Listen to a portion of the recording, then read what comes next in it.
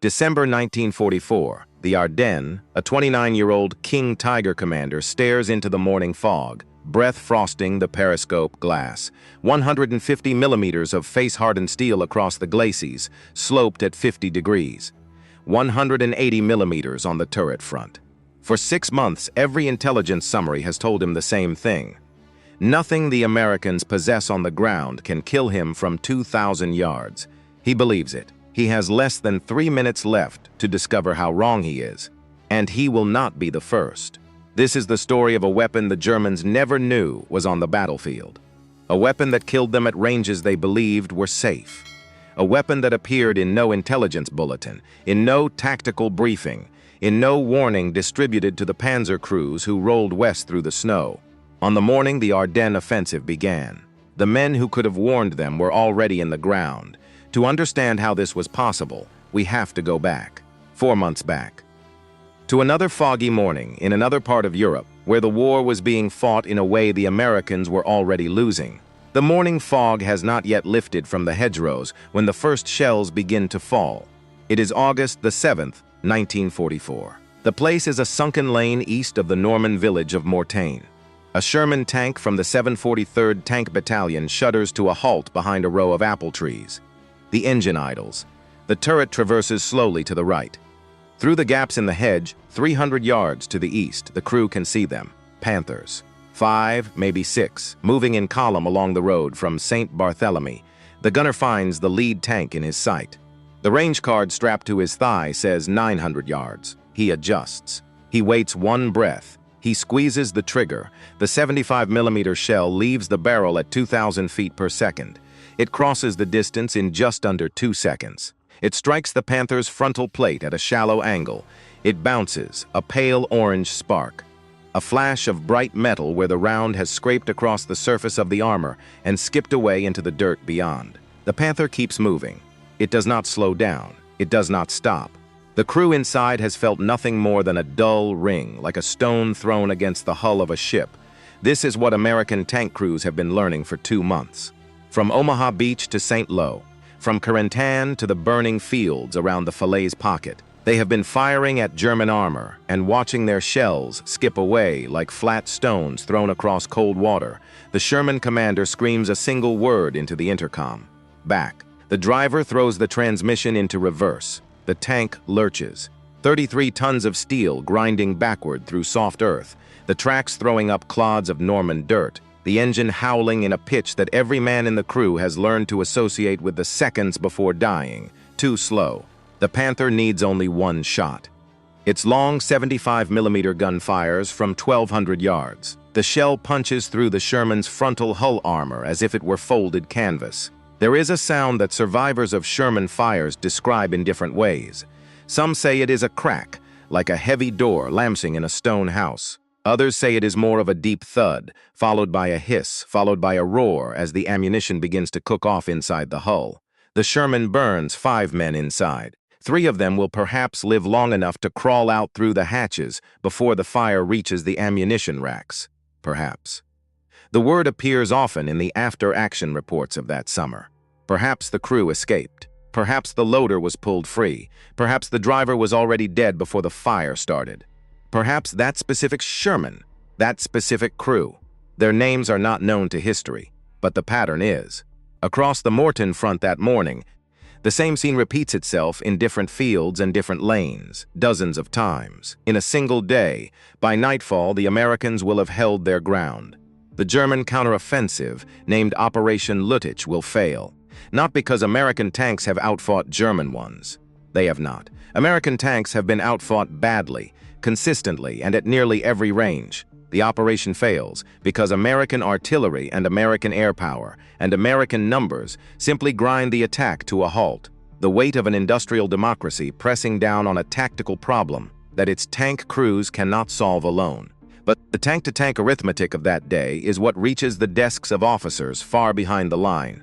The reports go back from battalion to brigade, from brigade to division, from division to 1st Army headquarters, where tired ordnance officers read them one after another and find the same phrases repeating themselves in report after report after report. Ammunition ineffective at observed range. Vehicle lost to single round, frontal aspect. Crew morale deteriorating. The men reading these reports do not need a metallurgist to explain the problem. The American 75mm gun, the workhorse weapon of every Sherman in Western Europe, cannot reliably defeat the frontal armor of a Panther beyond 500 yards. The 76mm, mounted on the newer Shermans and on the M10 and M18 tank destroyers, is only marginally better. Against a Tiger, both guns are useless from any angle except the side or the rear. There is, however, a gun that can solve this problem. It exists. It is being manufactured in Detroit at this very moment.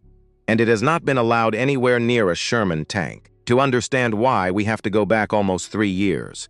To a quiet, carpeted room in the Pentagon. To a man who, more than any other single American officer, decided how the United States Army would fight tanks. His name is Leslie James McNair. In the summer of 1944, he is 61 years old, a small man, quiet, almost professorial in manner. He wears thick glasses that have failed his eyes since the Great War. When a piece of artillery shell took some of his hearing and most of his peripheral vision, he speaks softly.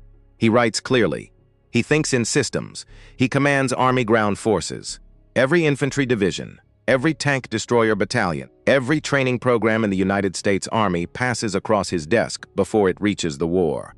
He is by reputation brilliant, by temperament stubborn, by doctrine certain. Tanks, he believes, are for exploiting breakthroughs, for racing into the enemy rear, for shooting up infantry columns and supply trucks and command posts. They are fast, they are mobile, they are the cavalry of the modern battlefield, and cavalry does not charge head-on into fortified positions.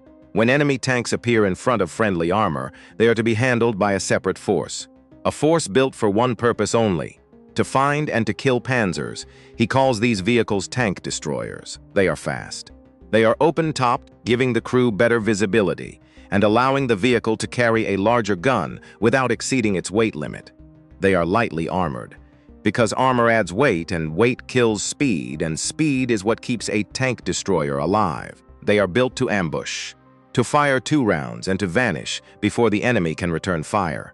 They are not built to slug it out with a Panther at 400 yards. On paper, the doctrine is elegant. By the summer of 1944, it is falling apart. The tank destroyers in Normandy are dying in their hedgerows. The Germans, who do not read American doctrinal manuals, refuse to fight the way McNair predicted they would. They do not attack in massed armor formations that can be ambushed from prepared positions. They defend in depth, with infantry and dug-in anti-tank guns covering every approach. They counterattack with panzers that outrange and outgun every mobile weapon McNair has provided. In the early summer of 1944, several officers inside the Ordnance Department put forward a proposal. Take a Sherman, strip out the 75, replace it with a 90. McNair refuses. The 76mm, he insists, is sufficient. He has the test data to prove it. The tests conducted at Ardennes Proving Ground in 1943 had shown the 76 penetrating Panther armor at adequate combat ranges. The numbers were clear. The math was done. The conclusion was settled, what the tests had not shown. What nobody discovered until the Panthers actually appeared in France and American shells actually struck their hulls in actual combat, was that the German tanks had a face-hardened armor surface that caused American shells to shatter on impact. The Ardennes data had been collected against plates that did not behave the way Panther plates behaved in real combat. The data was wrong. The doctrine built on the data was wrong. The decisions made on the basis of the doctrine were wrong. But on a hot July afternoon in 1944, Leslie McNair did not yet know this. He had spent 3 years building a system. He had tested it. He had trained men to operate within it. He had defended it against critics inside the Army who wanted heavier tanks and bigger guns and more armor. He had won those arguments, every one of them, with data and with logic and with the quiet authority of a 3-star general who had been right about enough other things that his judgment carried weight, even when it was questioned. He flew to Normandy on July the 25th. He wanted to see with his own eyes the great American breakout, the offensive named Cobra. The doctrine he had built, executed at full scale, breaking the German defense open and racing into the open country beyond. Cobra opened with a bombing raid by the 8th Air Force. More than 1,500 heavy bombers, each carrying tons of high explosive.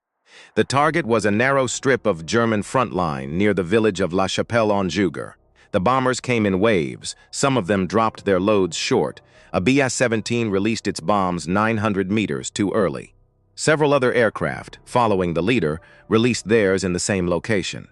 The bombs fell among American positions, among the foxholes and slit trenches of the 30th Infantry Division and the 9th Infantry Division. Among the men who were supposed to be watching the attack, not receiving it.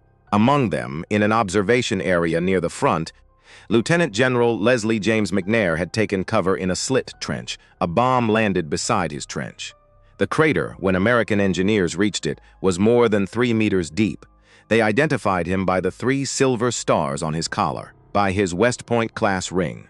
There was little else left to identify. He was 61 years old. He was the highest-ranking American officer to die in combat in the Second World War. He was killed by his own Air Force. His death, brutal as it was, removed an obstacle, not from the M36 program itself.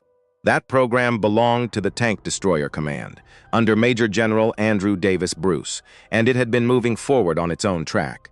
The first M36 had rolled off the assembly line in April of 1944. Production was already underway. Bruce's program did not need McNair's permission, and it did not wait for McNair's death to proceed. What McNair's death removed was something broader, something institutional. The resistance, rooted in his doctrine and reinforced by his personal authority, to upgunning American armor in general. The Sherman 90mm proposal that he had blocked was now revisited. The M36's deliveries to Europe, slowed by training schedules and logistical hesitations that grew from the soil of McNair's insistence that the existing guns were good enough, began to accelerate. The man who had insisted the guns were sufficient was in the ground at Normandy American Cemetery. The guns that were not sufficient were finally going to be replaced. But the question that hangs over this part of the story, the question that no official report ever asked directly, and that no officer who served under McNair ever answered on the record, is a simple one. How many men burned inside Sherman's between the summer of 1943, when the problem was first identified at Ardennes, and the autumn of 1944, when the solution finally reached the battlefield? The Army did not count. The Army does not count things it does not wish to know. The number, whatever it is, belongs to the space between a doctrine and a war, between a test plate that behaved one way and real armor that behaved another, between a man who believed he was right and a battlefield that proved he was not. McNair was not a villain. He was an officer who trusted his data, defended his system, and died before he could see it fail. The war does not care about intentions. It cares about outcomes. And the outcome of McNair's certainty was a generation of American tank crews sent to fight German armor with guns that could not kill it from the front. The guns that could kill it were coming. They were on cargo ships in the gray Atlantic. They were in rail yards and motor pools and depots, waiting for the bureaucracy to finish its paperwork and send them forward. They were almost there. They were 3 months too late for the men at Mortain. They would arrive just barely in time for the men at the Ardennes, and when they arrived, the Germans would not know what had hit them. Not for 3 months. Not until the men who could have told them were already dead. The gun itself was not new. In the late 1930s, the United States Army had begun looking for a replacement for its aging 3-inch anti-aircraft gun. The 3-inch had served well enough in the First World War. But aircraft had changed. They flew higher now. They flew faster. The ceilings that had seemed adequate in 1918 were, by 1938, laughably low. The Army needed a gun that could throw a heavier shell to a greater altitude with more velocity. The result was the 90mm M1 anti-aircraft gun. By 1940, it was in production. By 1942, it was guarding ports and airfields from Hawaii to Long Island. It fired a 24-pound shell at 2,800 feet per second. It could reach a target at 34,000 feet of altitude. It was, by any measure, a formidable weapon against aircraft. It was designed from its very first blueprint to look up at the sky, to shoot down German bombers and Japanese fighters and anything else that moved through the high cold air above the places where Americans slept and worked and built the machines of war. But somewhere in the Ordnance Department, in the early summer of 1942, an engineer whose name has not survived in the records noticed something. He was, in all likelihood, doing arithmetic, the kind of arithmetic that engineers do when they are bored or curious, or simply following a number to see where it leads. He was calculating muzzle velocity and projectile weight and kinetic energy at impact. He was looking at what the 90mm shell could do at 34,000 feet, and then, perhaps out of idle curiosity, he turned the equation sideways. What if the gun were not pointed up? What if it were pointed straight ahead? The same velocity that drove a 90mm shell to 34,000 feet would also, if the gun were aimed horizontally, drive that shell through almost any tank then in existence on the surface of the Earth. The 90mm was, by accident of physics, the most powerful anti-tank weapon in the American inventory. It had simply been pointed at the wrong target. The conversion was given a project designation, T-71. The objective was straightforward in concept and enormously complicated in execution. Take the 90mm gun. Modify it for anti-armor work. Mount it on a chassis that could move and fight on the same terrain as a tank. The chassis chosen was the M10OA1. The M10 was already in service across North Africa and Italy. It was in essence a Sherman hull with a different turret and a 3-inch gun. It worked. It moved. It fought. It was simply not powerful enough to kill what needed killing. The new project would take the same hull, discard the existing turret entirely, and design a larger one to hold the 90. The new turret was called the T7. It was open-topped. The decision was deliberate, and it was made with full knowledge of what it would cost. A closed turret would have added more than 2 tons of weight.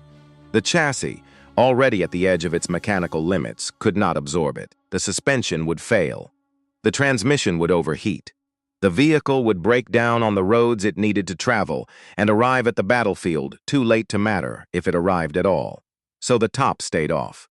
The crew would fight with the sky above their heads.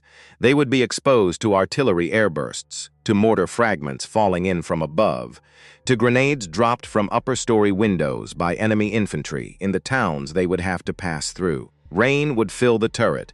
Snow would pile on the breach.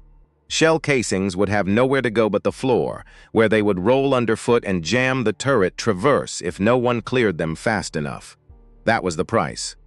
The benefit was a weapon that, on paper, could penetrate the frontal armor of a Tiger at 2,000 yards. The first pilot vehicle was tested at Aberdeen Proving Ground in March of 1944. The results matched the engineers' predictions almost exactly. Against 30-degree sloped homogeneous test plates, the 90mm punched through every armor sample placed in front of it. 5 inches, 6 inches, 7 inches.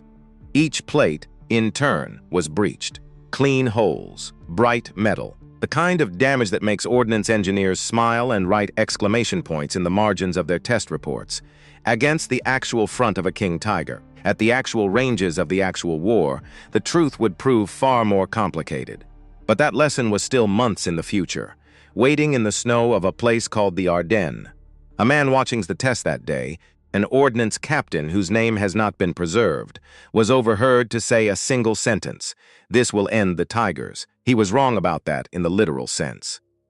The Tigers would continue to roll across Europe until the last days of the war, burning fuel that Germany no longer had, firing ammunition that Germany could no longer replace, commanded by men who knew they were losing and fought anyway because the alternative was unthinkable.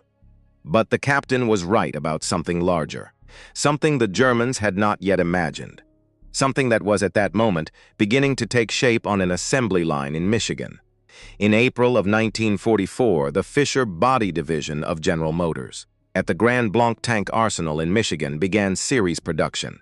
The new vehicle was given the designation M36. The men who would crew it almost never spoke its formal nickname. The Army called it the Jackson. The men called it the 36, or, more often, simply the 90. As in, we are getting the 90s next week. As in, did you hear the 90s can kill a Panther from a mile out? As in, I will believe it when I see it. The first vehicles rolled off the assembly line in late spring. By July, more than 100 had been built. By August, more than 300. The production lines were running smoothly. The steel was flowing. The guns were being machined and fitted and test-fired and packed for shipment. Almost none of them were in Europe. They sat in motor pools in Maryland and Virginia. They sat on rail flat cars moving slowly across the American Midwest. They sat on the decks of cargo ships crossing the gray Atlantic, chained down against the roll of the sea, covered in cosmoline and canvas, waiting. McNair was dead. But the bureaucracy that had built itself around his doctrine was not. The M36 was a new vehicle. It required training. New ammunition had to be stockpiled at forward depots. Logistical planning had to account for parts and maintenance schedules that did not yet exist in the supply chain. The Army moved with the patience of an institution that had not yet been embarrassed enough to hurry. Paperwork preceded deployment. Memoranda preceded paperwork. Meetings preceded memoranda. Meanwhile, in Normandy, in Mortain, in the hedgerows of the Bulge, and now in the dark forests of the German frontier, American tank crews continued to die in burning Shermans and disabled M10s whose guns could not reach through the armor of the things that were killing them. The arithmetic was something like this. The Germans were losing tanks too, at a much higher overall rate than the Americans, because American industry could absorb almost any number of losses and replace them within weeks. A Sherman destroyed in Normandy in July was replaced by a new Sherman from Detroit in August. The pipeline never stopped. The factories never closed. The welders in Michigan worked the night shift and the day shift and the shift in between, and the tanks kept coming. But on the tactical level, on the level of individual crews fighting individual engagements, the Germans were still winning more often than they lost. A single Panther in a good hedgerow position could destroy 4 or 5 Shermans before it was finally killed, usually not by another tank.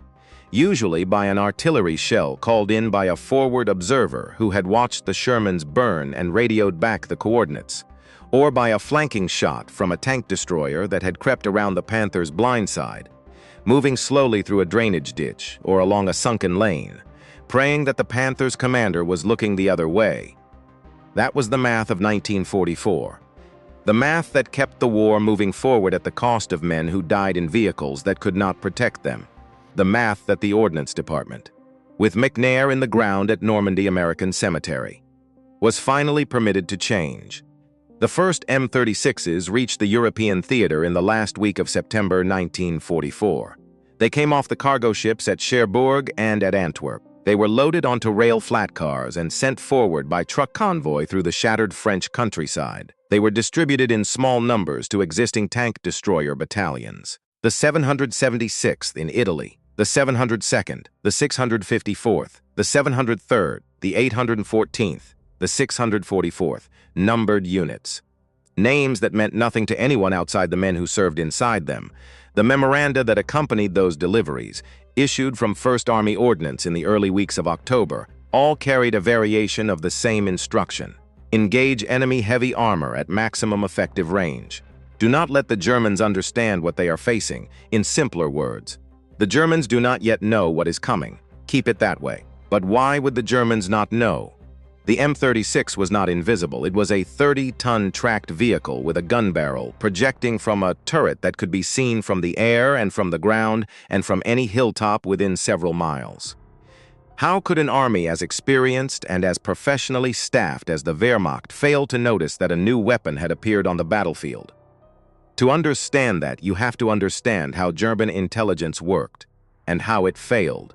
By the autumn of 1944, the German army was fighting on 3 fronts. In the east, against a Soviet army that had ground its way from Stalingrad to the banks of the Vistula and was now massing for the final push into Poland and beyond. In the south, against Allied forces grinding slowly up the Italian peninsula, taking one ridge and one river crossing at a time. In the west, against the British and the Americans, who had broken out of Normandy, swept through France, and were now lapping at the German border itself, intelligence resources were stretched to the breaking point. The organization responsible for assessing Western Allied capabilities was called Fremde Heere West, Foreign Armies West. It was a department within the German General Staff, staffed by professional intelligence officers with years of training and, in many cases, years of operational experience. These were not amateurs. These were not fools. These were men who had spent careers learning to read order of battle diagrams and identify unit insignia and estimate enemy strength from the volume and pattern of radio traffic. They maintained a vast catalog of Allied equipment. Every vehicle the British or Americans were known to operate had a file in Berlin. Sometimes the files were hundreds of pages long: photographs, specifications, performance data, known deployment locations, estimated production rates. The catalog was thorough, professional, and in most respects, remarkably accurate. The M36 was in that catalog. The file said it carried a 76mm gun. The file was wrong. How does a professional intelligence organization, with serious analysts and well-trained photo interpreters and access to captured equipment and prisoner interrogations, get such a fundamental detail wrong? The answer is not laziness. The answer is not incompetence. The answer is something deeper and more universal, something that afflicts every intelligence organization that has ever existed, in every war, in every era. Something that the men who study intelligence failures, decades later in quiet university offices, have given a clinical name: confirmation bias. A reconnaissance photograph taken from a Luftwaffe aircraft at high altitude shows a vehicle in a motor pool. The photograph is taken from several thousand feet. The image is grainy. The resolution is limited by the optics of the camera and the altitude of the aircraft and the atmospheric conditions on the day the photograph was taken. The analyst on the ground, working from a magnified print, can see the hull shape. He can see the turret outline. He can sometimes see, faintly, the gun barrel projecting from the turret mantlet. He cannot, from that distance, distinguish a 90mm barrel from a 76mm barrel. The difference between the two is about a centimeter. So he does what any analyst in any intelligence organization would do. He compares what he sees to his catalog. He finds a match, M10 Wolverine, or occasionally the new M36 variant, which he has been told carries the same gun as the M10. The match is logged. The report is filed. The file confirms what the file already says. The German file said the M36 carried a 76mm gun. So every M36 the Germans saw, in every photograph, from every distance, at every angle, carried a 76mm gun, even when it did not. Now you know what the Germans did not know. Now you know that the system designed to warn them was broken in a way that could not be fixed from within, because the people inside the system could not see the break. They were looking at the right vehicle and seeing the wrong gun, and every time they looked, the wrong answer confirmed itself, and the file grew thicker, and the confidence grew stronger, and the error became more deeply embedded in the institutional certainty of an organization that believed it was doing its job correctly. Keep that knowledge in your mind. Hold it there, because what happens next only makes sense if you understand that the men on the other side of the gun, the German tank commanders rolling west through the autumn of 1944, believed with absolute professional certainty that the most powerful mobile anti-tank weapon the Americans possessed fired a 76mm shell. They were wrong, and they were about to find out they were wrong in the worst possible way. The men who would crew the new vehicles arrived at their depots in the first weeks of October. Some had been pulled out of the line for a few days. They were tired. They smelled of diesel and mud, and the particular metallic stink that clings to men who have been living inside steel boxes for weeks at a time. Others were entire crews of brand new replacements, just off the boats from the United States, who had never sat inside a Sherman or an M10 or any tracked vehicle at all. They had trained on wooden mock-ups in Louisiana, and on obsolete vehicles at Fort Hood, and on chalkboards where instructors drew diagrams of tank engagements that bore no resemblance to the war they were about to enter. They were shown the M36. To a man who had been driving an M10 since the Normandy beaches, the difference was almost invisible. Same hull, same suspension, same tracks. Same open turret with the same canvas weather cover that never quite kept the rain out and never quite kept the cold out, and served mainly to give the crew something to curse at when they were looking for something to curse at, which was most of the time. The instructor pointed at the gun, 90mm. The crews looked at it. Then they looked at the instructor. A few of them laughed. It was not a happy laugh. It was the laugh of men who have been told a thing they want to believe but have learned, through months of bitter experience, not to believe anything they are told until they have seen it work with their own eyes. They had been told for 4 months that their guns could not kill what was hunting them. They had absorbed that lesson the hard way in burning hedgerows from Caen to Aachen. The idea that the Army had finally produced a weapon that could change the math seemed, on first hearing, like another rumor in a war full of rumors. The training period was brief. There was no time for anything else. A few rounds fired at salvaged German hulks pulled to the edge of a field. A few practiced traverses, learning the feel of the new turret, which was heavier and slower than the M10s. A briefing on the new ammunition, the M77 armor-piercing round, its muzzle velocity, its penetration tables at various ranges. And then back to the line, the first M36 engagements in Western Europe occurred in the 3rd and 4th weeks of October 1944. The exact details of the first kill are not known. The records of the battalions involved are incomplete. The participants, in many cases, did not live long enough after the war to be interviewed in detail. The fog of war, which is not metaphor but a literal description of the weather in Belgium in October, covered the fields where these first engagements took place, and the fog of incomplete documentation has covered them ever since. But somewhere in the rolling farmland of Belgium, near the German border, an American tank destroyer platoon found itself on a cold afternoon, watching a column of Panthers and assault guns advancing through the open ground in support of a local counterattack. The platoon was concealed along a ridge, hull down behind a low stone wall built by some Belgian farmer 2 centuries earlier and still standing. The fields ahead sloped gently downward toward a line of trees, and beyond the trees, a road, and on the road, the German column. The range, when the gunner found the lead Panther in his telescope, was a little more than 2,000 yards. In any other American vehicle in the inventory, that range was useless. A 76mm round fired at 2,000 yards against a Panther's frontal plate would not have made the crew inside flinch. It would have struck the armor and bounced away, and left a bright silver scar on the surface of the steel, and nothing more. The platoon leader hesitated. He had been taught by every instinct of 4 months in combat to wait. Wait until the German tanks closed to under 1,000 yards. Wait until you could see the road wheels and the antenna and the commander's head in the hatch. Wait until the range was short enough that your gun had a chance, however slim, of doing what it was supposed to do.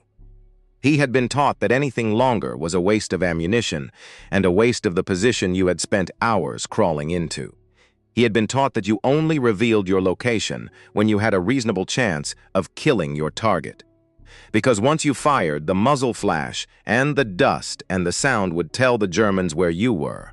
And then the Germans would kill you. That was the exchange. 1 shot for 1 position. Make the shot count. Or do not take it at all. He looked at the new gun. He gave the order. The first round left the barrel at 2,800 feet per second. The recoil rocked the entire chassis backward against its suspension, the front of the vehicle lifting slightly off the ground before settling back with a groan of steel and rubber. The empty shell casing, brass and hot, slammed into the catcher behind the breech with a sound like a steel hammer dropped onto a steel floor. The shell crossed the 2,000 yards in just over 3 seconds. It struck the lead Panther in the turret front. For a fraction of a second, nothing seemed to happen. The shell had arrived faster than sound. The crew inside the Panther heard the impact before they heard the shot. A massive clang, a shudder that ran through the entire vehicle, and then, almost instantaneously, a white flash inside the turret as the shell penetrated the armor and the superheated metal fragments sprayed across the interior and found the ammunition stored in the turret bustle. The Panther's turret hatch blew off its hinges. A bright tongue of flame, perhaps 30 feet long, shot straight up from inside the tank. The vehicle stopped moving. It did not slow down gradually. It stopped, as if the driver had been killed in his seat, which he almost certainly had been. Black smoke began to climb in a column straight up into the gray October sky. The American platoon leader took the radio handset from his loader. He keyed the microphone. He did not for a long moment know what to say. He had just killed a Panther at 2,000 yards. Nobody in his battalion had ever done that before. Nobody in his regiment, nobody in his division. The previous arithmetic of the war did not allow it. The old guns could not do it. The old ammunition could not do it. 4 months of combat had taught every man in the tank destroyer battalions that the number 2,000 was a number that belonged to the Germans, not to the Americans. 2,000 yards was the range at which German guns killed you. It was not the range at which you killed them. The new arithmetic was being written that afternoon, in the smoke rising over a Belgian field. The Germans inside the surviving Panthers heard the impact. They saw the lead tank die. A vehicle that had been moving one moment was burning the next, the turret hatch gone, the flames shooting upward, the smoke beginning its long, slow climb. They could not see who had killed it. There had been no muzzle flash visible across the open ground. At 2,000 yards, the flash of a tank destroyer's gun is a brief flicker, easily lost against the background of hedgerows and stone walls and the gray overcast sky. There had been only the crack of an arriving shell, a sound that reached the surviving Panthers a full second after the lead tank had already begun to burn. The company commander, when the engagement was over and the surviving German armor had withdrawn, sat in his vehicle and wrote his after-action report. He had to record the loss. He had to explain the cause. The phrase he chose was straightforward: heavy artillery fire from fixed positions. He had not seen a tank destroyer. He had not seen a muzzle flash. He had seen only a Panther die at a range that no American tank destroyer was supposed to be capable of reaching. The only weapon in his experience that could kill a Panther at that distance from that angle was a heavy gun, a towed piece. Something large and fixed and immobile. His commander up the line accepted the explanation without question. It was logical. It was consistent with what they knew. It fit the catalog. It was wrong. There were opportunities to correct the picture. In the late autumn of 1944, several M36 Jacksons were knocked out in combat and left on ground that the Germans temporarily controlled. Some were destroyed by mines. Others were ambushed by infantry with handheld anti-tank weapons. Panzerfausts fired from ditches and doorways at ranges so close that the rocket operators could see the faces of the American crews.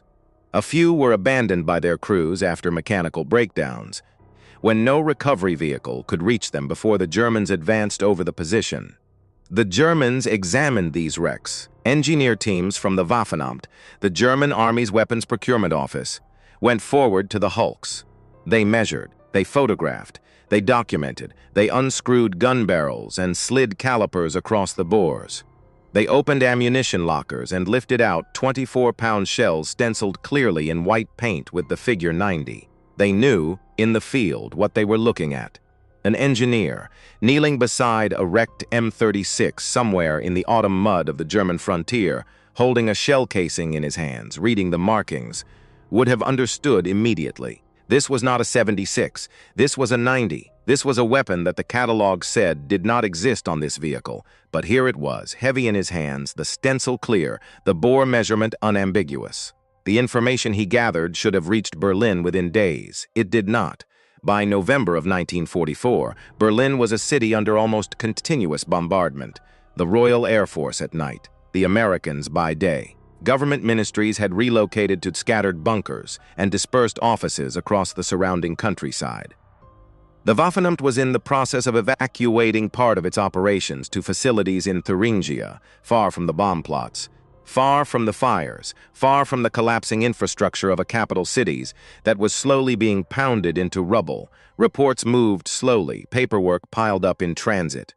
A technical assessment of a captured American vehicle, no matter how important its contents, had to compete for attention with 1,000 other documents being shuffled between burning buildings and basement offices and relay stations, along roads that were cratered and blocked and under repair. The measurements taken in the field, the calipers across the bore, the photographs of the shells, the engineer's neat handwritten notes specifying 90 millimeters. All of it sat in crates. The crates moved by truck. The trucks moved by roads that were being bombed. The crates were transferred to rail. The trains moved by tracks that were being bombed. The crates sat in waiting rooms in towns whose names no longer mattered, waiting for transportation that no longer ran on schedule, addressed to offices that no longer existed at the addresses on the labels. The cycle from frontline field report to confirmed intelligence bulletin, distributed back to combat units, in any properly functioning army, takes a few days at most. A week in difficult conditions. In the Wehrmacht of late 1944, that cycle was running 4 to 6 weeks. By the time the captured M36 reports finally reached Berlin. By the time they were finally processed. By the time they were finally confirmed and formatted into a bulletin and distributed back to the frontline commanders who needed the information to keep their men alive, the Battle of the Bulge was already underway. The information was, in the most literal sense, too late. In the first half of December 1944, an unnatural quiet settled over the Ardennes forest. The American units holding the line there were tired. Some were worse than tired. The 28th Infantry Division had been ground down in the Hedgerows forest, that nightmare of tall pines and mud and mines and artillery that fell from directly above and killed men who could not see the sky. The 28th had been sent to the Ardennes, a quiet sector, to recover, to absorb replacements, to rebuild. Others along the line had never needed rebuilding because they had never been built in the first place. The 106th Infantry Division had only just arrived from the United States. The men of the 106th had never been in combat. They had never heard a shot fired in anger. They had never seen a German soldier except in training films. They were learning the line, getting accustomed to the cold, settling into the bunkers and farmhouses and foxholes that would, in 3 days' time, become for many of them their tombs. The tank destroyer battalions along the front were similarly distributed. Some experienced, some new, some a mix of both. The 814th was attached to the 7th Armored Division, held in reserve behind the lines. The 705th was attached to the 4th Infantry Division and would soon be sent to Bastogne, where it would become part of the defense that held that crossroads town against everything the Germans could throw at it. The 644th, the 703rd, the 776th were scattered across the broader front. A few of them had M36s now. Most still had M10s. Many of the crews did not yet realize how many of the new guns were in their sector. On the German side of the line, hidden by fog and by strict radio silence, and by the dense forest canopy that blocked aerial observation, the largest armored force Germany would ever assemble in the West was moving into its starting positions. 3 armies, 25 divisions, more than 400,000 men, nearly 700 tanks and assault guns. Among them, in 2 specific units that would carry the heaviest end of the breakthrough effort, were vehicles that even by the standards of 1944 were monstrous. Tiger Eye's Heavy SS Tank Battalion 501, Schwer SS Panzerabteilung 501, Heavy Tank Battalion 506, Schwer Panzerabteilung 506, 68 tons each, frontal armor 150 millimeters thick, sloped at 50 degrees, 88 millimeter guns, the long version, the Kubelke 43, capable of killing any Allied vehicle ever built at any range from which an Allied vehicle could fire back. The men who commanded them believed, with reason, that they were driving the most formidable armored vehicles on the face of the earth. They also believed, on the basis of every intelligence briefing they had received in the previous 6 months, that American mobile anti-tank weapons topped out at 76 millimeters. The column was commanded by a man whose name would become one of the most notorious of the war, SS Obersturmbannführer Joachim Pieper, 29 years old. Handsome, in the way that men who have been selected for their appearance as well as their ability are sometimes handsome. Hard-eyed, confident in the way that a man is confident when he has commanded armor on the Eastern Front and survived and been promoted and been given the lead role in what his superiors have told him will be the decisive blow of the war. His column was called Kampfgruppe Pieper. It contained Panthers, half-tracks, infantry in armored personnel carriers, reconnaissance elements, engineers, and a company of Tiger IIs from Heavy SS Tank Battalion 501, the heaviest vehicles in the German order of battle, commanded by SS Sturmbannführer Heinz von Westernhagen. Von Westernhagen was 33 years old. He suffered from chronic and often disabling headaches, the legacy of a head wound he had taken in Russia the previous year. A piece of shrapnel, or perhaps a bullet fragment, had lodged near his skull and could not be removed, and it caused him pain that came and went without pattern or warning. Some days he could function. Some days he could not see straight. He had been advised by the battalion medical officer to take medical leave. He had refused. He had refused because the offensive was coming, and he would not leave his men, and he would not miss the attack. And the headaches were his problem, and no one else's. He climbed into his Tiger II on the night of the 15th of December, with a head that had been hurting for 3 days and showed no sign of stopping. Pieper's mission was simple in concept and impossible in execution. Race west, cross the Meuse River, drive toward Antwerp, sever the Allied supply lines, force the British and Americans to negotiate, win the war, or at least buy enough time for the new weapons, the jets and the rockets, and the submarines to turn the tide. The roads through which he had to race were narrow Belgian country lanes, threading through villages with names like Stoumont, L'Église, Stavelot. The Tiger IIs he needed for the breakthrough weighed 68 tons each. Many of the bridges along those roads could not support them. Their fuel consumption was enormous. 800 liters of gasoline to travel 100 kilometers on rough terrain. More in combat. The Tiger II drank fuel the way a fire drinks air, constantly and without gratitude. The German planners had counted on capturing American fuel depots along the way. They did not capture them. On the night of the 15th, the tank crews ate their last hot meal for what would prove to be many weeks. They wrote what they thought might be their last letters home. They climbed into their vehicles and waited for the order. At 5:30, in the morning of the 16th of December, the order came. 2,000 German guns opened fire along an 85-mile front. The barrage lasted 90 minutes. When it lifted, the tanks began to roll. The town of St. Vith sits at a crossroads in the eastern Belgian Ardennes. 5 roads meet there. 5 roads radiating outward like the spokes of a wheel, connecting the town to the surrounding villages and to the larger road network that led west toward the Meuse and east toward Germany. In the kind of war the Germans were trying to fight, a war of speed, of breakthrough, of armored columns slicing west toward the river crossings, those 5 roads were everything. Without St. Vith, the entire German timetable came apart. The columns would have to detour. The detours would cost hours, and hours in a blitzkrieg are the difference between success and failure. With St. Vith, the German 6th Panzer Army could pour west in a torrent that the thin American defenses beyond it could not hope to contain. By the morning of the 17th of December, German armor was driving hard for the town. The Americans defending it were a patchwork. The 7th Armored Division, ordered down from a quiet rest area to the north, had begun arriving in the small hours of the 17th, its vehicles rolling into town in a long column that stretched back miles along the road. Survivors of the 106th Infantry Division, what was left of it after 2 regiments had been surrounded and forced to surrender further east, were filtering back in small groups, exhausted, disorganized, many of them without weapons. Engineers, military police, broken artillery crews who had lost their guns and were looking for someone to tell them what to do. Cooks, clerks, signal corpsmen. Anyone with a rifle was being put into the line. Attached to the 7th Armored was the 814th Tank Destroyer Battalion.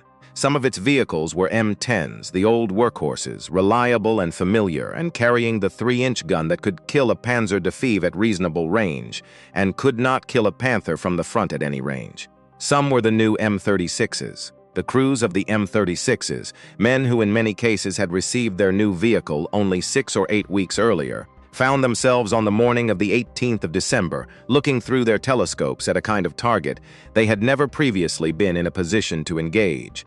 Tiger IIs, the German monsters, the apex of the armored war. 68 tons of steel and firepower advancing in column through the fog toward a town that 5 roads made indispensable. The fog itself was both shield and weapon. It hid the American positions behind the hedgerows and stone walls where the tank destroyers had been placed during the night. It also hid the German advance until the lead vehicles were already within range. The crews could hear the Tigers before they could see them. The deep rumble of the Maybach engines, the grinding of the tracks on frozen ground, the sound growing louder, closer, more distinct, until the first dark shape materialized out of the gray fog and became a Tiger II, enormous and close and real. There was no air support. The weather had seen to that. It would not clear until the 23rd. The American crews had to do this alone. They did it the only way they knew how. They sat hull down behind hedgerows and stone walls and the burned-out shells of barns and farmhouses. They let the German tanks come on. They waited until the lead Tiger was perhaps 1,500 yards away.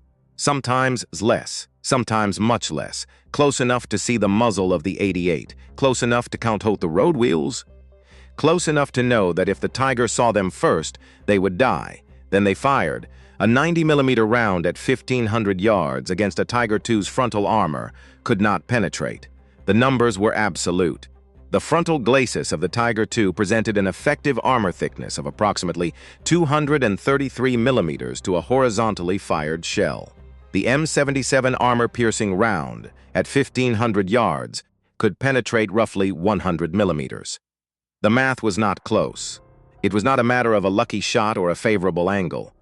The round simply did not have the energy to go through, but it almost always made the Tiger commander flinch. The impact of a 24-pound steel projectile striking armor plate at over 2,000 feet per second is not a subtle event. The clang reverberates through the entire hull. The sparks spray across the driver's vision blocks. The shock wave travels through the steel and rattles every piece of equipment inside the vehicle.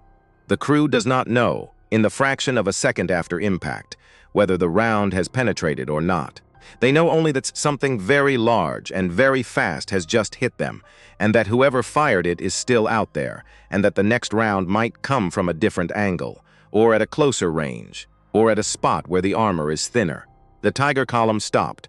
That was the first victory. Not a kill, not a penetration, a stop. The German advance halted while the commanders assessed the threat. They deployed into combat formation, spreading out across the road and into the fields on either side. They began scanning for the source of fire. And while the German column was stopping and deploying and scanning, the American crew was already moving, backing out of its firing position. The driver throwing the transmission into reverse, the vehicle grinding backward through the frozen mud, dropping behind the ridge, disappearing from view. Moving 200 yards down the line, finding a new position behind a different wall, a different hedgerow, setting up again, traversing the turret, finding the target again, firing again. From a new direction, fire, displace, disappear. This is what tank destroyer Doctrine had always promised. This is what McNair had built his entire force structure around, the fast, lightly armored vehicle that ambushes and vanishes, the weapon that uses speed and concealment instead of heavy armor, the hit-and-run fighter that makes the enemy stop and look and wonder where the next shot will come from. For 4 months in Normandy and the Hurtgen, the Doctrine had been frustrated by the inadequacy of the gun. The gun could not reach far enough. It could not hit hard enough. It could not force the German tanks to stop, because the German tank commanders knew from experience that the American shells bouncing off their armor were harmless at range. They had learned to ignore them. They had learned to keep advancing, closing the distance, using their superior guns to pick off the American tank destroyers one by one before the tank destroyers could do any meaningful damage. Now, at last, the gun matched the Doctrine.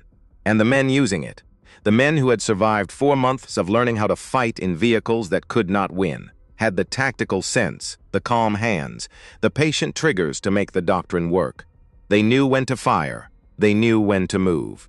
They knew how to read the ground, how to find the dead spaces where a vehicle could reverse without being seen, how to count the seconds between firing and the moment when the German artillery would begin searching for their position. They had learned all of this the hard way. In hedgerows where the lesson was taught in fire and shrapnel. Now they had a gun that rewarded the lessons they had learned. And when the Tiger turned to engage the position where the shot had come from, exposing its thinner side armor or its vulnerable rear, the 90mm round that followed did not bounce. It went through. Saint-Vith held for 6 days. It should have held for 2. Every assessment, every German timetable, every planning estimate had assumed that the thin American forces at the crossroads would be brushed aside within 48 hours. They were not. The delay that Saint-Vith imposed on the German timetable broke the offensive, not by itself. Other things broke it too. The fuel that the Germans ran out of. The American reinforcements that arrived from every direction, unit after unit, division after division, converging on the Bulge from north and south and west. The weather that finally cleared on the 23rd of December and brought the American Air Force down on the German columns like a hammer dropped from the sky. But Saint-Vith was where it began to come apart. And among the weapons that bought those 6 days were the long-barreled M36s of the 814th Tank Destroyer Battalion, firing from hedge lines that the Germans could not see, with a gun that the Germans did not yet know existed. While Saint-Vith was holding, another fight was unfolding to the north, Kampfgruppe Pieper, the spearhead of the entire offensive, was driving for the Meuse River. Pieper's column had punched through the initial American defenses and was now deep behind the lines, racing west along the narrow roads of the Belgian countryside. Behind him, the rest of the German 6th Panzer Army was supposed to be following, widening the breach, pouring through the gap. They were not following. The breach was not widening. The roads were too narrow. The bridges were too weak. The fuel was running out. By the 23rd of December, Pieper's column was strung out across miles of Belgian countryside, a long, thin line of armor and vehicles that was running out of fuel and running out of room to maneuver. American infantry from the 30th Infantry Division was closing in from the north. American armor was closing in from the south. American tank destroyers, some of them M36s, were firing into the column from positions that the Germans, fixed by terrain and by fuel exhaustion, could no longer maneuver to suppress. The fuel was almost gone.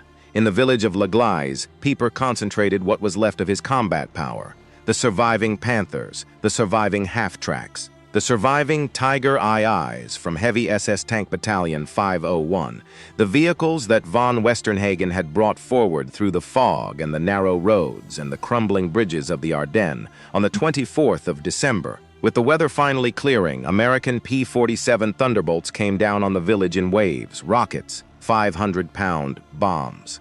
Strafing runs that left long lines of brass shell casings glittering in the snow outside the village. The Tiger IIs, parked in the narrow streets, unable to maneuver, unable to disperse, unable to move because there was no fuel to move them, made magnificent targets. That night, after dark, Pieper made the decision. He ordered the remnant of his column, a few hundred men on foot, to abandon the vehicles, all of them, every Panther, every Tiger, every half-track, and every armored car. They were to destroy what they could and leave the rest and break out east through the woods on foot, back toward the German lines. They left 39 armored vehicles in La Glaise, including the surviving Tiger IIs from Heavy SS Tank Battalion 501. Most were intact. They had not been destroyed in combat. They had not been knocked out by American tank fire or air attack. They were simply out of fuel. Heinz von Westernhagen escaped on foot with the rest. He walked east through the frozen woods with the headache that had not stopped for days, through the snow that came up to his knees, past the bodies of men who had not made it, past the burned-out vehicles that marked the road his column had taken only days earlier in the opposite direction. He survived. For 3 more months. On the 19th of March, 1945, in circumstances that historians still dispute, he died near the Austro-Hungarian border. Most surviving sources record it as a self-inflicted gunshot wound. He was 33 years old. Further south, at almost the same moment that Pieper was abandoning his vehicles in La Glaise, another German armored thrust was being broken. The town of Mannheim sits at a road junction in the central Ardennes. On the night of the 24th of December, elements of the 2nd SS Panzer Division, Das Reich, attacked through it, attempting to push west toward Liège. The American defense fell apart under the weight and speed of the assault. Mannheim itself was lost. But just beyond it, in the village of Grandmesnil, a small American force held. Among them were M36s of the 703rd Tank Destroyer Battalion. Through the late hours of the 24th and the cold gray morning of the 25th, Christmas morning, those vehicles engaged the lead elements of the SS armor at ranges between 500 and 1,500 yards. They fired, they displaced, they fired again, they lost some of their number. The M36's open turret and thin armor made it vulnerable at close range, and several were destroyed by German direct fire and by Panzerschreck rocket teams, who crept close enough through the snow and the ruined buildings to fire their shaped charge warheads into the thin side armor of the American vehicles. But they killed Panthers and Panzer IV in numbers that the German commanders found difficult to comprehend. The losses were out of proportion to what the Germans believed the American tank destroyers were capable of inflicting. The 76mm gun, the gun the catalog said these vehicles carried, should not have been able to do what these vehicles were doing. A German after-action report from the engagement, written within hours of its end, contained a single sentence that would prove important: American tank destroyer fire of unusually high penetration, possibly employing British tungsten core ammunition. That sentence was a seed. It was the seed of what would become, for several more critical weeks, the dominant German explanation for what was happening to their armor on the Western Front, the British. Since the spring of 1944, had been fielding tungsten core armor-piercing rounds for their 17-pounder anti-tank guns. The rounds were a closely held technical secret. Their performance against German armor was extraordinary. A 17-pounder firing tungsten could defeat a Panther's frontal armor at 1,500 yards and a Tiger's at almost any combat range. The rounds were expensive, tungsten was scarce, production was limited, but they existed, and German intelligence had been aware of them since the summer. When German tank crews began dying at impossible ranges in October, November, and December of 1944, the analysts looking for an explanation reached for the one they already had. The Americans, they concluded, must be using British ammunition. Either the British were providing tungsten rounds to American tank destroyer battalions, or the Americans had reverse-engineered the British design and were producing their own. Either way, the conclusion was the same. The gun was the old 76mm. The ammunition was the new variable. It was an elegant theory. It explained everything the field reports were showing. The increased penetration, the longer effective ranges, the kills at distances that should have been safe. All of it could be accounted for by a change in ammunition rather than a change in weapon. It was also entirely wrong, but because it was elegant, because it required no fundamental revision of the German equipment catalog, because it was easier to believe than the alternative, that the Americans had quietly fielded an entirely new tank destroyer with a much larger gun, and that German intelligence had completely missed it. Because admitting the alternative meant admitting that the entire intelligence picture of American capabilities in the West was flawed at a fundamental level, and that the analysts who had built that picture had been wrong for months, and that the system designed to protect German tank crews from surprises had failed. Because of all of that, the tungsten theory became the working assumption. Panzer crews in the closing days of the Ardennes offensive were given new tactical guidance: maintain greater standoff ranges, distrust American tank destroyers at all distances. Assume the 76mm can now reach you where it could not reach you before. Coordinate with artillery before advancing through open ground. They were given excellent advice for the wrong reason. The gun killing them was not a 76 firing a magic round. It was a 90. It had been a 90 all along. And until the Germans understood that, they would keep planning their tactics around a weapon that did not exist, while the actual weapon, still calmly working from hedge lines and ridge tops across the Western Front, kept reaching across the battlefield and killing them. The Bulge was dying. By the first days of January 1945, the great German offensive in the West had collapsed back upon itself. Fuel exhaustion had finished what American firepower had begun. Across the snow-covered Ardennes, the wreckage of an army that would never again take the field at full strength lay scattered in burned-out fields and frozen ditches. Tigers and Panthers, fueled with nothing but their crews' last bitterness, sat where their engines had died. Many had been blown up by their own men. The last grenades in the last pouches dropped through the turret hatch, a muffled thump, a thin curl of smoke rising through the open top, and then silence. Others had simply been abandoned. Hatches open to the falling snow, the seats still warm when the crews climbed out and walked east. The American advance was steady now, methodical, almost weary. Men who had been fighting since June were grinding eastward through villages whose names they could not pronounce and would never forget. They passed the German wrecks without stopping. They had seen too many wrecks to stop for one more. They had work to do. It was somewhere in the first 2 weeks of January, in a bunker on the eastern side of the lines, that a German intelligence officer finally read a report he should have read in October. His name is not preserved in the surviving records. His rank is not recorded. He is a ghost in the archive, a man known only by the document he held in his hands and the silence that must have followed when he finished reading it. The report had taken its time getting there. It had been written by an engineer team that had measured a knocked-out American tank destroyer somewhere on the Western Front in the late autumn. The engineers had done their work carefully. They had measured the bore. They had photographed the ammunition.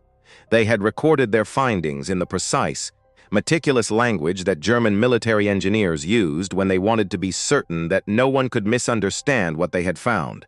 The report had moved by truck, then by rail, then by another truck. It had sat in a waiting room in Berlin, while the building around it shook from the concussion of bombs falling in the next district.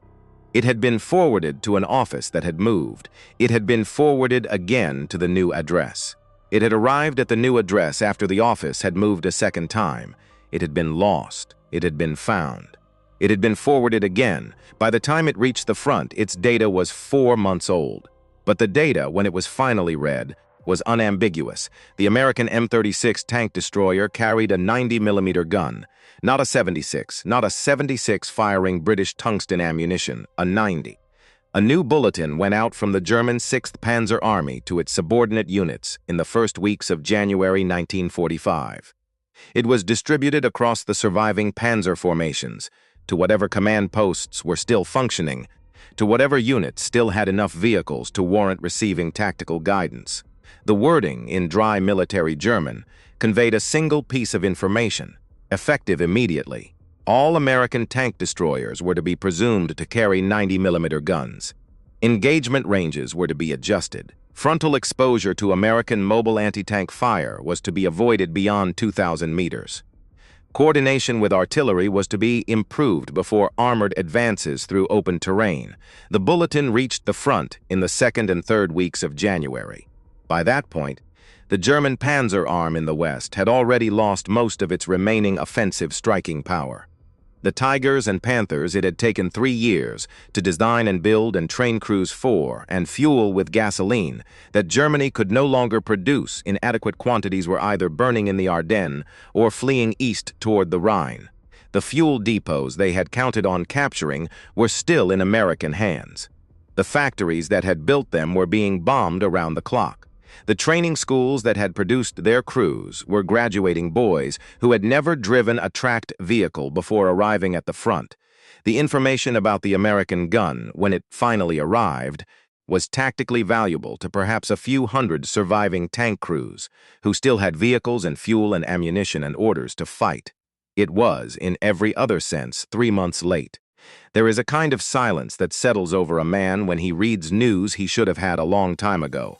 The German intelligence officer who first read the bulletin, whoever he was, whatever bunker he sat in, whatever gray light came through whatever window or lantern illuminated the page, would have understood what the document represented. It was the after-action report of a 4-month failure. It was the confession of a system that had photographed the new American vehicle and looked at it and seen the old one. A system that had cataloged the M36 and written 76 in the box where 90 should have been. A system that had received field reports of impossible kills and explained them away with an elegant theory about British tungsten ammunition that happened to be entirely wrong. It was the price tag, written in burned tanks and dead men, of an institutional habit. The habit of seeing what you expect to see. The habit of fitting new evidence into old categories. The habit of trusting the file. He would have folded the report. He would have placed it in a file. He would have gone on to the next piece of paper on his desk, because there was always a next piece of paper, and the war did not pause for reflection. There was no time in January of 1945 for German officers to dwell on what they should have known. The Americans were already moving toward the Rhine. The Soviets were already moving toward the Oder. The war was closing in from every direction, and the distance between the fronts was shrinking every day. And the only question left was not whether Germany would lose, but how long the losing would take, and how many more men would die in the interval between the certainty and the surrender. The campaign that followed had a business-like quality. Operation Veritable in the north, where British and Canadian forces drove southeast through the Reichswald, a forest of tall pines and fortified positions that the Germans defended with the stubbornness of men who knew they were fighting on the last defensible ground before the Rhine. Operation Grenade further south, where the United States Ninth Army crossed the Roer River and drove east toward the Rhine in a series of methodical advances that consumed German divisions the way a saw consumes wood, steadily, efficiently, without drama. The First Army in the center. The Third Army to the south, Patton's army, racing along the Moselle with the impatience of a commander who treated every river as a personal insult and every delay as an occasion for profanity. The German defense was hollowing out. Whole divisions existed now only on paper. The men who manned the line were old or very young or both. Volkssturm units composed of 50-year-old reservists called up from factories and 16-year-old apprentices, pulled from their workshops, held positions that only a year earlier had been held by veterans of the Eastern Front. Men who had fought at Kursk and Stalingrad and the Dnieper crossings. Those veterans were dead now, or captured, or fighting in the East where the real killing was happening, where the Soviet army was grinding westward with a weight of men and metal that made the Western Front look almost civilized by comparison. The defenders in the West fought hard in places. They surrendered in droves in others. The pattern was unpredictable. A bridge would be defended to the last man by a platoon of teenagers with Panzerfausts who believed what they had been told about the consequences of surrender. The next bridge would be found intact, its demolition charges undetonated, its garrison walking toward the American lines with their hands up and their helmets off. The M36 was everywhere along the Allied front now, in growing numbers. By March of 1945, more than 1,700 had been built, and the production rate was climbing toward 200 a month. The factories in Michigan that had seemed so distant from the war were producing vehicles at a pace that would have been unimaginable to the German planners who had counted on American industry being slow and complacent. The crews who operated them were, by the spring of '45, among the most experienced soldiers in the American Army. Men who had begun the war on M10s, who had learned the hedgerow fighting in Normandy, who had transitioned through M18 Hellcats, who had received their first M36 in some half-frozen depot in October of '44, were now the old hands of the tank destroyer arm. They had killed Panthers and Tigers and Tiger IIs. They had buried friends whose names they still said aloud when they drank, which was not often enough and never enough. They were, by any honest definition, professionals at a kind of work no one would have asked them to learn if there had been any other way. On the morning of the 7th of March, 1945, a forward detachment of the 9th Armored Division reached the western bank of the Rhine River, just south of the town of Remagen. They expected to find the Ludendorff Bridge destroyed. Every other bridge across the Rhine had been blown by the retreating Germans. Demolition was standard procedure. The Rhine was the last great natural barrier in the West, a wide and fast-flowing river that could not be crossed without bridges or boats, and the German plan, such as it was, called for destroying every crossing and defending the eastern bank. The Ludendorff Bridge was still standing. For reasons that historians have argued over ever since, the demolition failed. German engineers had laid the charges. The charges had been detonated. But the explosion, when it came, was not large enough. The bridge shuddered. Debris fell into the river. Chunks of concrete broke away from the towers at either end. But the main span held. The railroad tracks across the top were buckled but passable. The bridge was damaged, weakened, groaning under its own weight, but it was standing. American infantry rushed it under fire. German machine guns and anti-aircraft guns on the eastern bank tried to stop them. The infantry kept going. They reached the far side. They established a foothold on the eastern bank, on German soil, across the last geographic barrier in the west. The 656 Tank Destroyer Battalion, with its M36s, was among the first armored units to cross. The bridge groaned under their weight.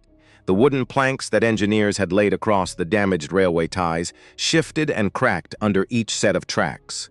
The river flowed fast and gray beneath them, visible through the gaps in the decking.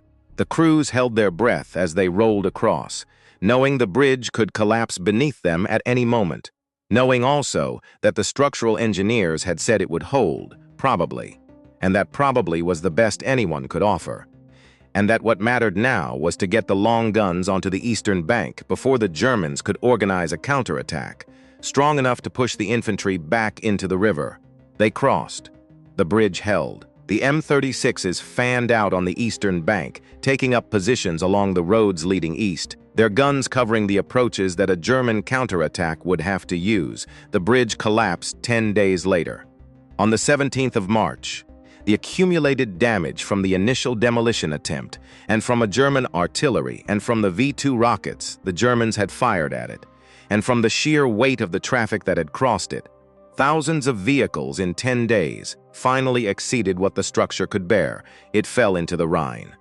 28 American engineers working on repairs were killed, but by then it did not matter.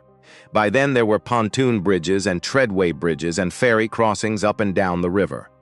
The Rhine had been jumped. The war in Europe in any meaningful military sense was over. It would take another 2 months for that fact to be admitted on the German side.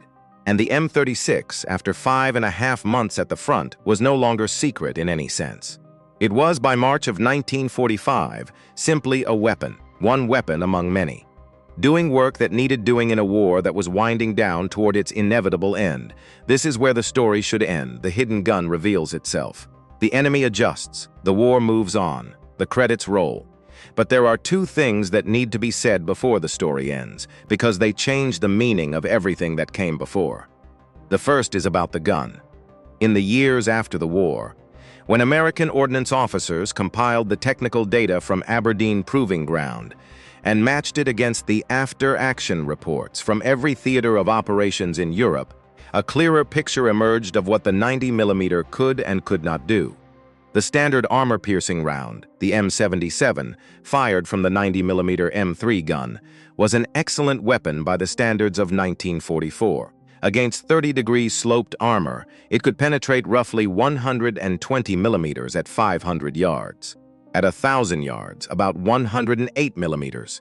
At 2,000 yards, about 91. At 3,000 yards, the figure dropped to the low 70s. These are the numbers from the technical manuals. They are precise. They are reliable. They have been confirmed and reconfirmed by decades of post-war testing and analysis. Now hold those numbers next to the frontal armor of a Tiger II. The hull glacis of a Tiger II was 150 millimeters thick, sloped at 50 degrees. The effective armor thickness against a horizontally fired shell was approximately 233 millimeters. The turret front was 180 millimeters thick, vertical or close to it.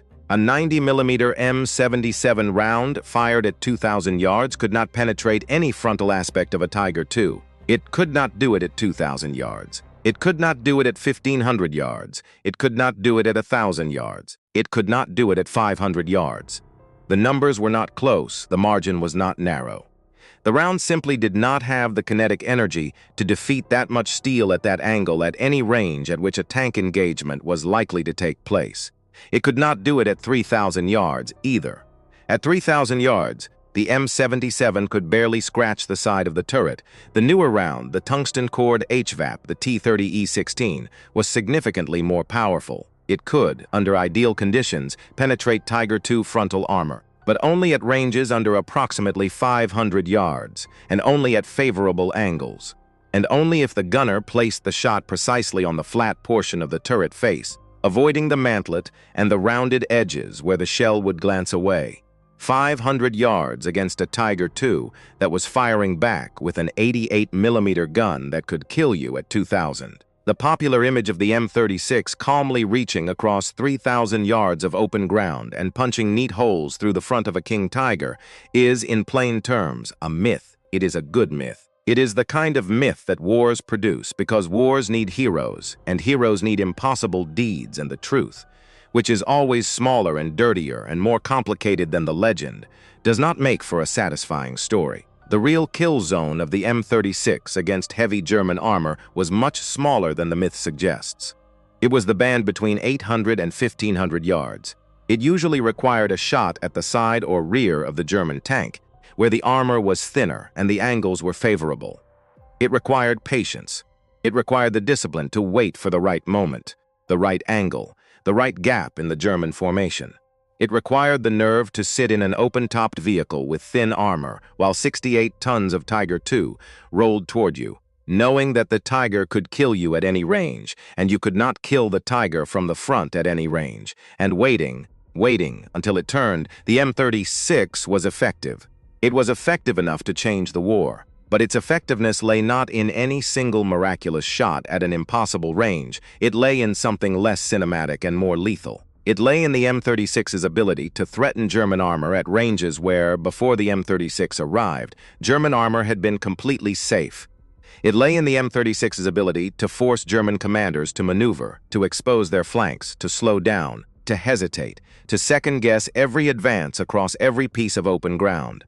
It lay in the M36's ability to change the psychology of the engagement, to take the certainty out of a Tiger commander's calculations, to make him wonder, for the first times in his experience, whether the vehicle he could not see behind the hedgerow a mile away might actually be able to hurt him. It lay in patience, in firing at the right moment from the right angle, in displacing before the German artillery could find the position, in doing the hard, unglamorous, exhausting work of being in the right hedge at the right hour with the right gun and the calm hands to use it. The legend of the 3,000-yard kill is a story we have told ourselves of the war.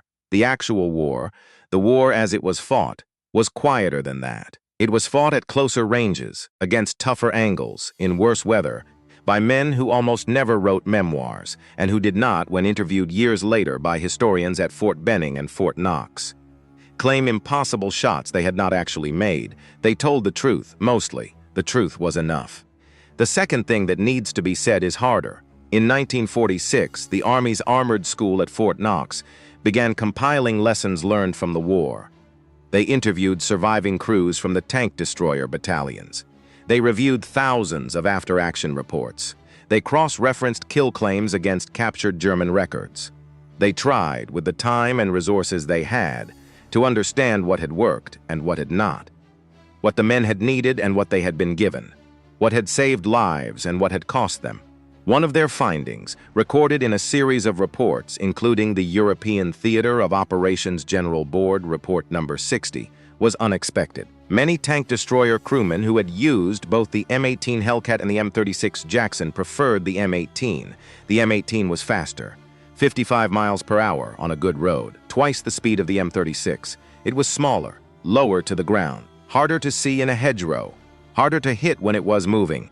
It could reverse out of a firing position faster. It could reach a new position faster.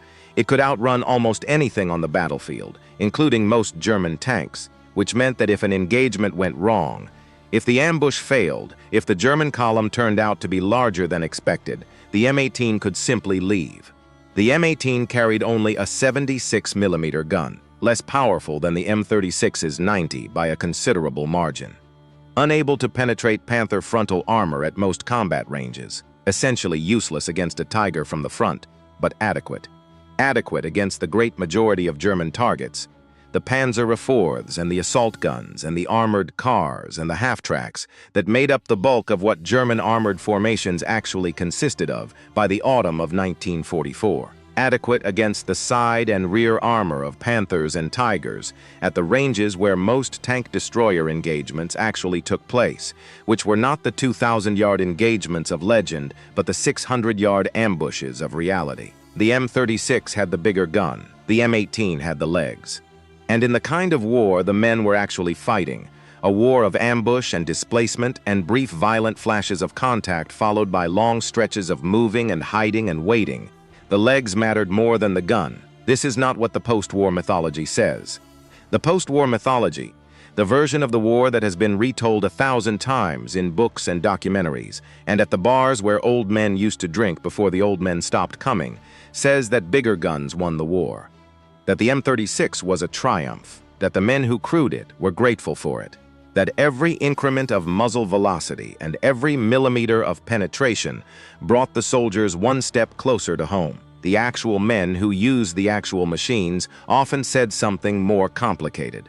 They said that surviving mattered more than killing, that the best weapon was the one that let you get away when the situation turned bad, that they would have traded a heavier gun for a faster vehicle in many situations without thinking twice, that the M36 was a good weapon, yes, that they were glad to have it, yes, that it killed things the old guns could not kill, yes, but the M18 was the weapon they trusted with their lives. The history we tell about wars is rarely the history the men who fought them would have written. The legends grow up around what makes the best story, the impossible shot, the wonder weapon. the single machine that turned the tide, the real soldiers, the men who came back, the ones who sat in living rooms in Ohio and Pennsylvania and Iowa in the decades after the war, watching their grandchildren play on carpeted floors that could not have been more different from the frozen mud of the Ardennes, knew something the legends did not capture. They knew that war is mostly waiting, and fear, and small, exhausted decisions made under conditions of imperfect information about whether to run or stand or fire. They knew that the bigger gun is not always the better tool. They did not, by and large, contradict the legend when it was told. They mostly just got quiet. By the time the war in Europe ended in May of 1945, the M36 had destroyed an estimated 350 German armored vehicles. The figure is approximate. Battlefield reporting in the chaos of the final months was imperfect at best. Kill claims were sometimes inflated, not through dishonesty but through the fog of combat, where two vehicles firing at the same target from different positions might each claim the kill, and where a tank reported as destroyed might later be found to have been abandoned rather than knocked out, or knocked out by artillery rather than by direct fire. But the estimate, drawn from post-war studies by historians including Stephen Zaloga and Harry Yaide, working from both American and captured German records, cross-referencing unit diaries and after-action reports, and the meticulous German loss records that survived the war, is the best one available. Among those 350 kills were perhaps 40 Tiger IIs. 40 out of fewer than 500 Tiger IIs ever built. In raw numbers, this was a small contribution to the overall destruction of the German armored force. The great majority of German tanks were lost on the Eastern Front, where Soviet armor and Soviet anti-tank guns and Soviet weather and Soviet sheer relentless numerical superiority ground the Panzer arm down to a shadow of itself. The Western Front killed fewer Tigers and Tiger IIs than the Eastern Front in absolute terms, but the M36's contribution was disproportionate to its numbers. It killed at long range what nothing else in the American inventory could kill at long range. It forced the German Panzer arm to fight defensively in the West when it would have preferred to fight aggressively.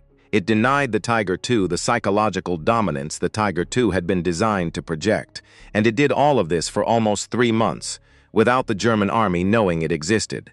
After the war, the M36 stayed in service longer than almost anyone in 1945 would have predicted. The United States Army used it in Korea, briefly in the early 1950s. By then, it was considered obsolete. The Soviet T-34-85, which it had been designed to fight alongside its German contemporaries, was easy enough for the M36 to kill. But newer Soviet tanks were already on the horizon, the T-54, the IS-3. Vehicles with armor and guns that made the 90mm look small. The open-topped tank destroyer concept had been abandoned in favor of true main battle tanks, fully enclosed, fully armored, carrying the fight forward rather than waiting in ambush. The M36 was passed to America's allies. France used them in Algeria, in a war that bore no resemblance to the war the M36 had been built for. Yugoslavia kept them in service into the 1960s. South Korea retained them for decades, a quiet presence along the demilitarized zone, pointed north. Pakistan operated a small number. Various other nations received them through military aid programs and kept them running with spare parts that grew harder to find with each passing year. And then there is a small, almost forgotten fact. The last operational M36 Jacksons served in the Army of the Republic of China on the island of Taiwan into the early 1990s, a weapon built in Detroit in 1944, designed to kill King Tigers in Belgian villages, manufactured at the Grand Blanc Tank Arsenal in Michigan by workers who had been building Buicks and Chevrolets 2 years earlier, shipped across the Atlantic, fired in anger in the snow of the Ardennes. Crewed by young men from places like Topeka and Scranton and Baton Rouge, that weapon was still rolling out on training grounds along the Taiwan Strait 45 years after the war that produced it had ended. The last of them were retired around 1993. Somewhere on Taiwan, in a quiet motor pool on a military base that smelled of diesel and tropical rain, a young soldier born in the 1970s climbed down from the open turret of an M36 for the last time. He wiped the grease from his hands with a rag. He walked away from the vehicle without looking back. He probably did not know who Joachim Pieper had been. He probably did not know what a King Tiger was. He probably had no idea that the gun mounted in front of his commander's seat had originally been designed to shoot down B-17 bombers at 34,000 feet. He probably did not know that the vehicle he had just climbed out of had once been a secret, a weapon that killed for 3 months before the enemy learned its name. To him, it was just an old machine, a relic, a piece of history that nobody talked about anymore. That was the last day of the M36's working life. What does any of this mean? It is tempting, when the story is told this way, to make the M36 into a hero, to make it a wonder weapon, to say that the Americans won the war because they had better technology than the Germans, that a single gun, pointed in a new direction, changed the course of history. The men who actually fought the war would have laughed at that. Some of them did laugh at it, in interviews recorded decades later by historians at Fort Benning and Fort Knox and at oral history centers across the country. Old men by then, with white hair and careful voices, sitting in institutional chairs under fluorescent lights, speaking into microphones held by graduate students who had never heard a gun fired except on television. They knew what had won the war. What had won the war was a country that could build 2,300 M36s, while Germany was building 490 Tiger IIs. What had won the war was an intelligence system that, however imperfect, however slow, however prone to its own biases and failures, was still 3 months ahead of the German intelligence system it was beating.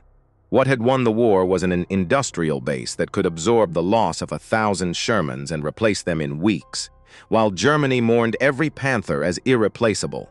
What had won the war was thousands of men in numbered battalions, sitting in cold hedgerows in countries they had never expected to see, doing a job they had been trained for in a way that mostly worked. The M36 was not a wonder weapon.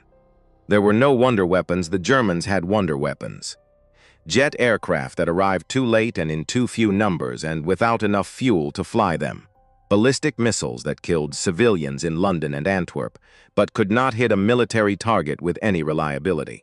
Tiger II tanks that were the most heavily armored and most powerfully gunned vehicles on Earth, and that broke down on every road and consumed fuel that did not exist, and were manufactured at a rate of fewer than 50 per month, while the Americans were building Shermans by the hundreds. The wonder weapons did not save Germany.